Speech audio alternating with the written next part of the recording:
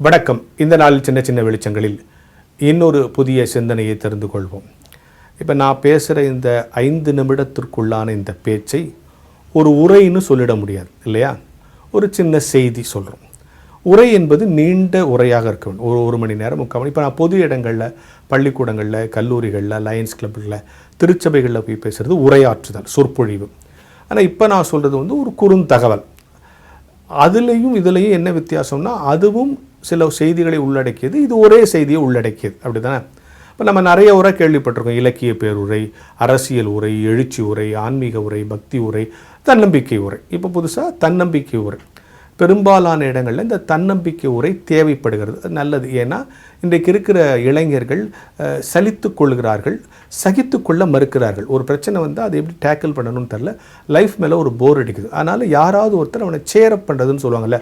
இப்போ இந்த ஓட்டப்பந்தயங்களில் இல்லை கிரிக்கெட் விளையாட்டில் சுற்றி இருக்கிற ரசிகலாம் கமான் கமான் கமான் சொல்லும்போது அந்த களத்தில் இருக்கிறவங்களுக்கு ஒரு உற்சாகம் வரும். அது மாதிரி வாழ்க்கையில் யாராவது ஒருத்தர் பக்கத்தில் நின்று கமான் கமான் கோ கோ அப்படின்னு சொல்லிகிட்டே இருக்கும்போது தான் வாழ்க்கை பயணத்தில் வெற்றிகரமாக ஓட முடியும் என்பதற்காக தன்னம்பிக்கை உரைகள் ஆங்காக நிகழ்த்தப்படுகிறது. சரி, ஒரு தன்னம்பிக்கை உரையில் என்ன சொல்லணும்?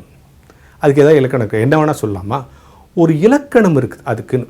தன்னம்பிக்கை உரைனா ஒரு 5 விஷயங்களை வலியுறுத்தினா தான் அது தன்னம்பிக்கை உரை. என்னென்ன விஷயம் பார்ப்போம். முதல்ல அந்த தன்னம்பிக்கை உரை ஆற்றுகிறவர் அங்கே உட்கார்ந்துக்கிறவன் நீங்கள் யார், உங்களுக்குள்ளே என்ன இருக்குங்கிறத சொல்லிடும். அவனுக்கு புரிய வைக்க வேண்டும். You are not ordinary person, உனக்குள்ளே இதெல்லாம் இருக்கும். உனக்குள் இருக்கிற இந்த ஆற்றலை வைத்து உன் பிரச்சனைகள் எப்படி நீ சந்திக்க போகிறாய் அப்படின்னு சொல்லித்தரணும். இந்த பிரச்சனைகளை சந்தித்த பிறகு உலகத்திற்கு அதை எப்படி நீ கொண்டு போகிறாய், இது 3வது விஷயம். இந்த பிரச்சனைகளை கண்டு உலகத்தில் உனக்குன்னு ஒரு ரிமார்க்கபிள் பேச வந்தவருக்கு உன்னுடைய என்வாயர்மெண்ட், உன்னுடைய சமூகத்திற்கு நீ எப்படி பயன்பட போகிறாய், இப்படி எப்படி இப்போ ஏதாச்சு உனக்குள்ள என்ன இருக்குது, உனக்குள்ள இருக்கிறத வச்சு உன் பிரச்சனையை எப்படி நீ டீல் பண்ண போகிற, உன் பிரச்சனையை டீல் பண்ண பிறகு எப்படி அந்த சமூகத்தில் உனக்கு ஒரு ஐடென்டிட்டி கிடைக்குது, அந்த ஐடென்டிட்டியை கிடைச்சி வச்சு இந்த சமூகத்துக்கு நீ எப்படி பயன்படுத்துகிற, இது எல்லாவற்றையும் செய்ய நீ என்னென்னலாம் செய்ய வேண்டும்னு கடைசியில் சொல்லிக் கொடுக்கறது தான் தன்னம்பிக்கை உரை. சரியா? ஒரு தன்னம்பிக்கை உரை கேட்கும்போது அதை கேட்டுட்டு போனவங்களுக்கு 3 விஷயம் தெரியணும். ஒன்று, we are not ordinary person அப்படின்றது தோணணும். 2வது, இவ்வளோ நாள் இதை பிரச்சனை நினச்சிட்டு இருந்தோம், இதை இப்படி கூட டீல் பண்ணலாமா அப்படின்னு சொல்லணும். 3வது, இன்னொரு மனிதருக்கு தன்னம்பிக்கை கொடுக்குற அடையாளமாக அவர்கள் மாற வேண்டும்.